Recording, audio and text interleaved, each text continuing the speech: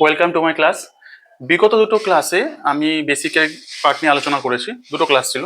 তার সাপেক্ষে একটা কোশ্চেন অ্যান্সার আছে। তো সেক্ষেত্রে 1 নম্বর কোশ্চেন কি বলছে, মৌলের ক্ষুদ্রতম কণার নাম কি? মৌলের ক্ষুদ্রতম কণার নাম হচ্ছে পরমাণু। নিউট্রনের আবিষ্কর্তাকে? তিনটে ছিল, ইলেকট্রন, প্রোটন, নিউট্রন। নিউটনের আবিষ্কর্তা হচ্ছে স্যাডউইক। আর ইলেকট্রনে কে? থমসন। প্রোটনের রাদারফোর্ড। দেখো, যে থমসনের পরীক্ষা থেকে কিসের পরিচয় পাই? যে থমসনের পরীক্ষা থেকে কার পরিচয় পাই আমরা? ইলেকট্রন। ইলেকট্রন কি চার্জ? নেগেটিভ। নিউট্রন কি চার্জ? নিউট্রাল বা প্রশম।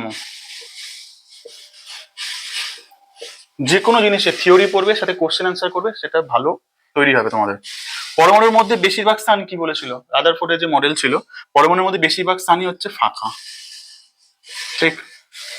নিউক্লিয়াসকে কেন্দ্র করে ইলেকট্রনগুলো কি পথে ঘুরছে? আমি ছবি দেখিয়েছিলাম, মাঝে ছিল নিউক্লিয়াস, চারপাশে এখান দিয়ে ইলেকট্রনগুলো ঘুরছিল নেগেটিভ চার্জ। তাহলে এগুলো কি পথ? বৃত্তাকার।